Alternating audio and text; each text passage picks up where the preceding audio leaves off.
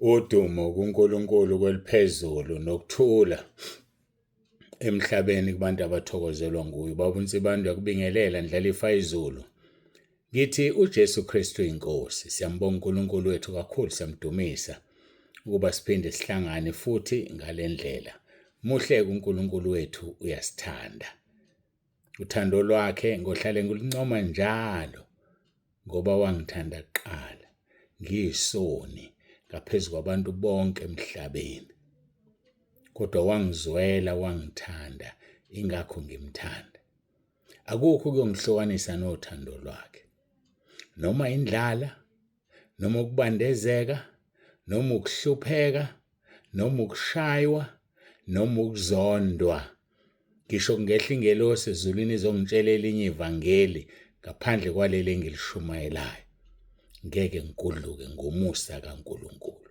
Ngiyambonga kuNkulunkulu kakhulu ukuthi siphinde sixhumane lokusagcinana nini ngolesihlanu lokusagcinana ngolesihlanu. Siyambonga uNkulunkulu. Ngithanda ke ngaphambi ngiqale ke ngiqondise la. Bazalwane, kushelele ulimo kumfundisi enkonzweni ya Sunday 21. Wathi Happy Father's Day. Ngiyamxolisela kakhulu kushelele ulimo.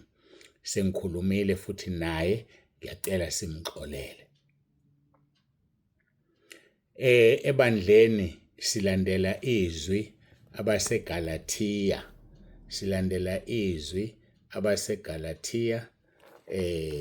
Ngithi uGalathiya bani? Ngizofika kulo khona manje. EwaseGalathiya chapter 4 uverse 10. Othi nigcina izinsuku nezinyanga nezikhathi neminyaka.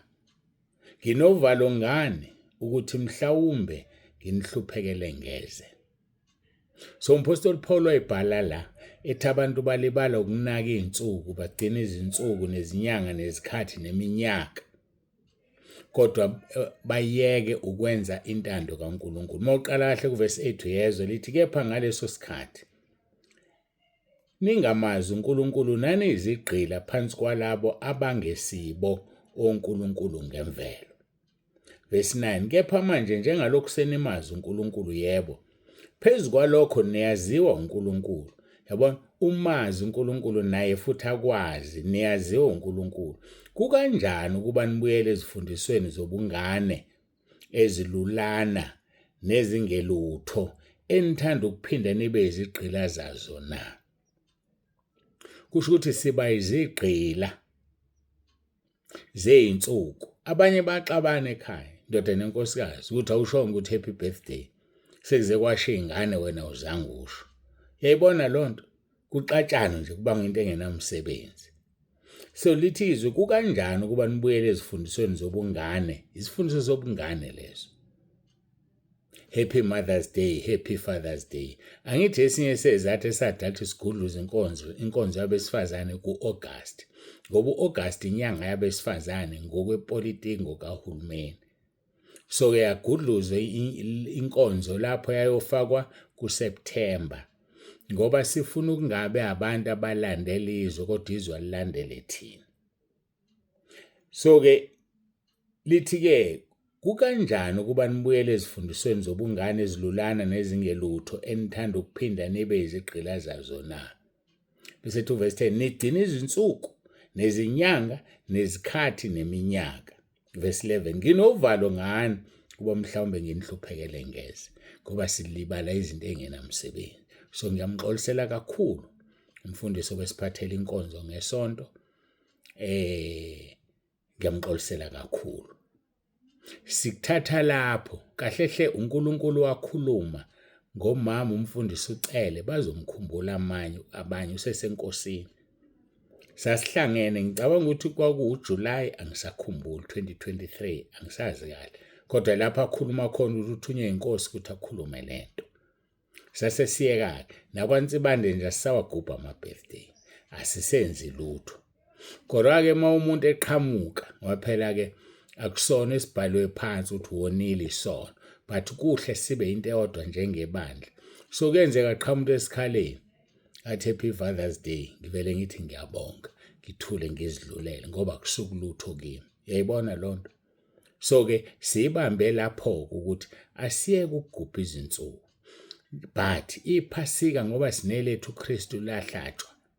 uKhisimusi asilwazi usuku Jesu azalwe ngalo ngqo. Kodwa lona lolo-ke silinikwe uhulumeni asilisebenzise.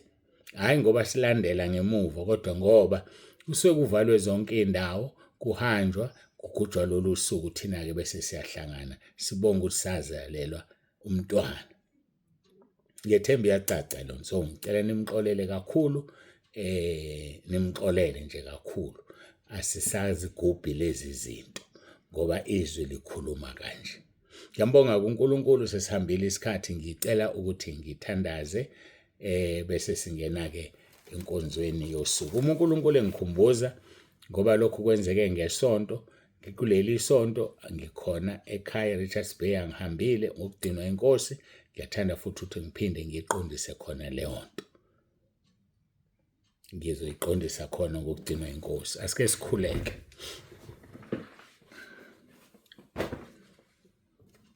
Baba ongcwele, Baba olungileyo, uNkulunkulu wethu nomusa, siyathoba phambi kobuso bakho, sibonga ukuthandwa nokugcinwa ngesakhe isandla. Ngiyacela-ke Nkosi usiphathelele enkonzo ngoJesu Kristu inkosi yethu ephilayo. uJesu Kristu inkosi. Amen.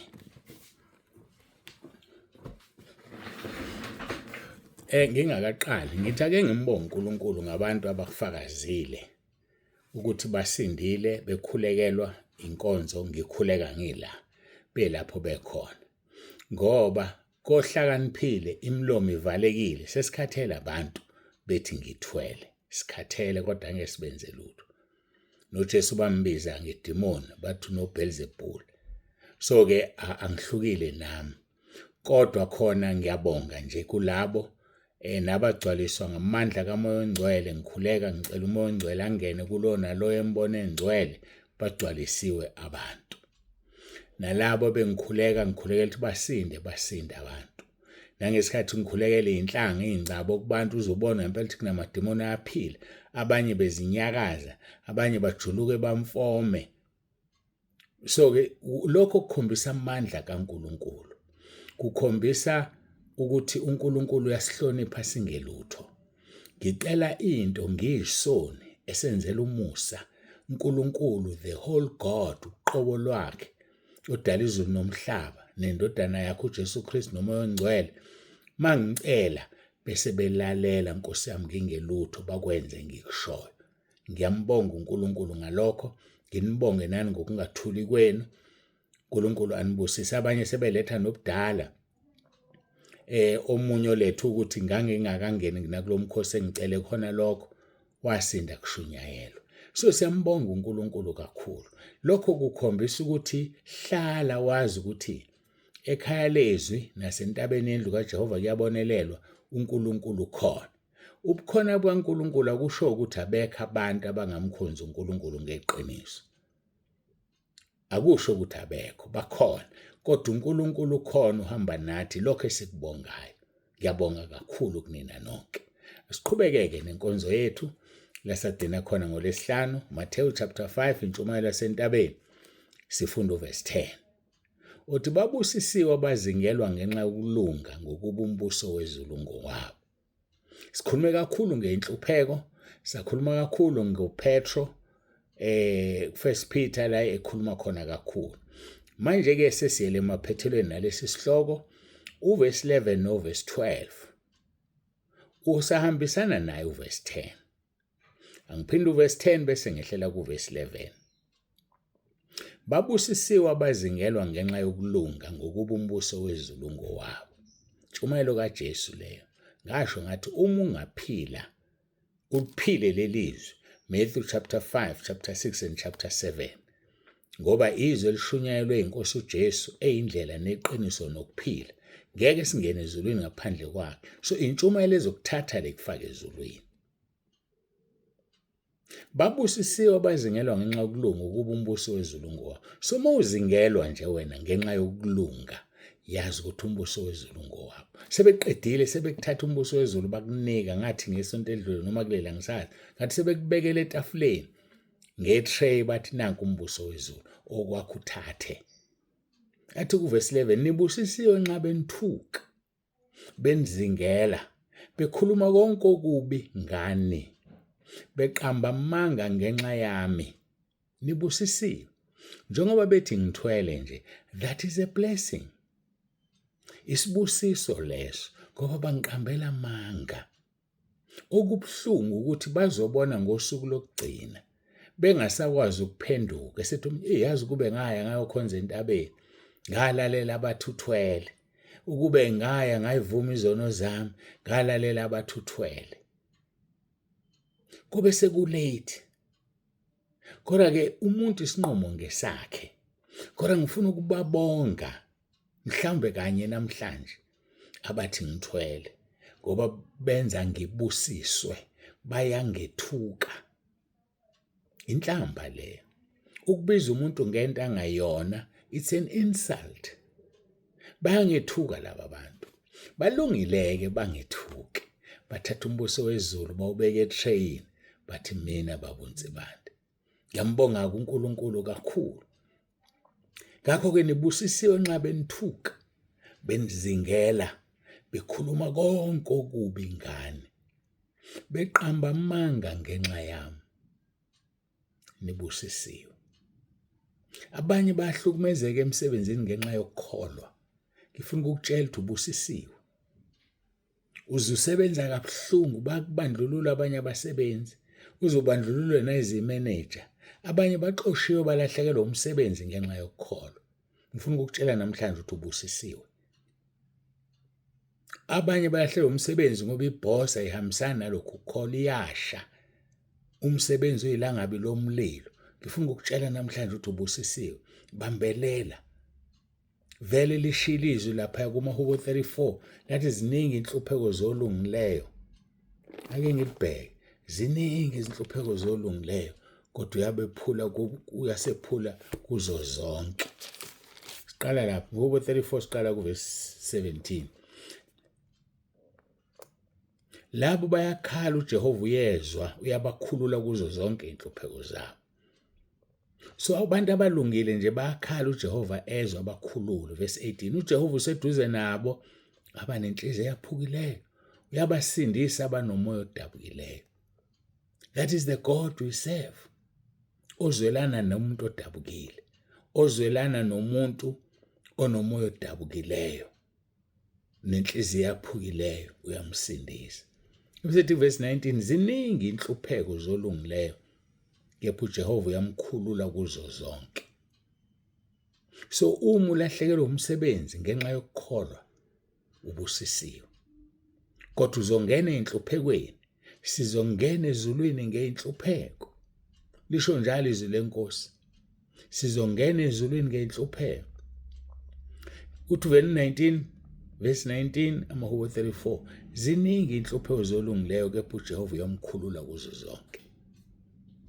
That is why sinqoba nokunqoba. We go to victory from victory, victory from victory. Siyanqoba nokunqoba. Sihamba odwendweni lokunqoba. Uma unqoba manje akusho ukuthi ayikho into ezofika ntambama ibhekane nawe. Uma unqoba ntambama akusho ukuthi alizofika iphupho elimbi ebusuku unqobe.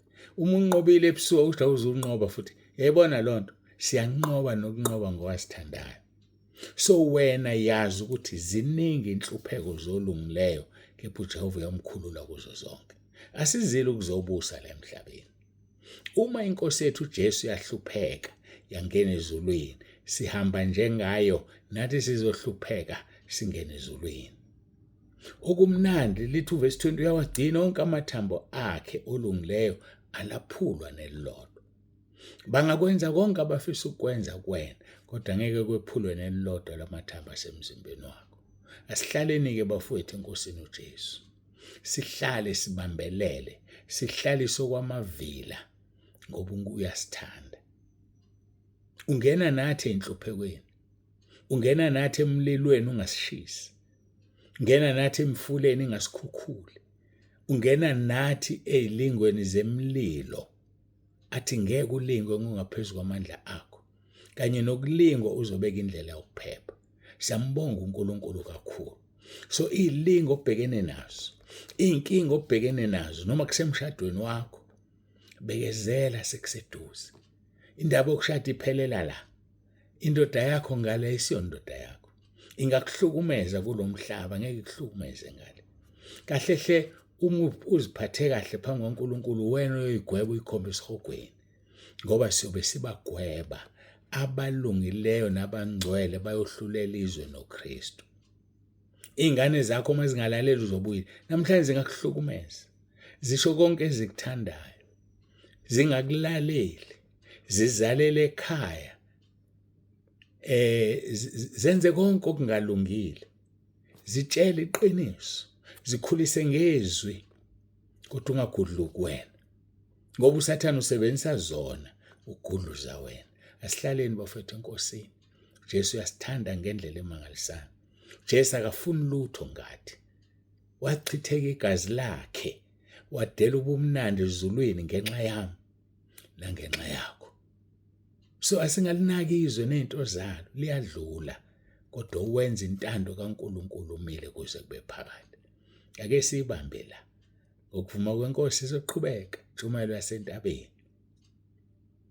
Izwi leNkosi elicacile, babusisiwe abazingelwa ngenxa yokulunga ngokuba umbuso wezulu ngowabo. Babunsibanda uDasiguqe Sithandazi.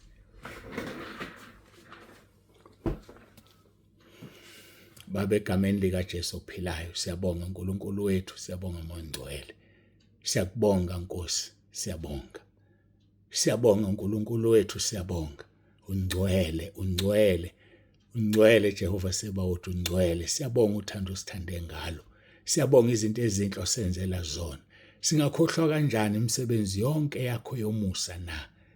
Awu umphefumulo wami, mbonga uJehova. Umphefumulo wami, mbonga uNkulunkulu, ngoba uyakuthanda. Ngiyabonga Nkosi Jesu, ngiyababongela bonke abasekhaya lezwe, banenhlanhla abangayazi, benzela umusa ezulwini.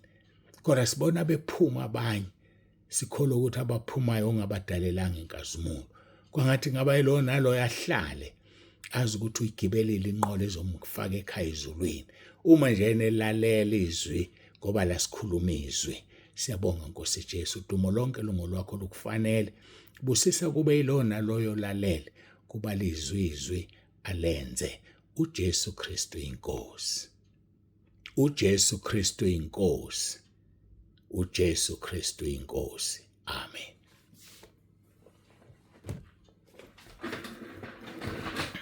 Siyambonga kakhulu kuNkulunkulu, siyamdumisa abangcwele.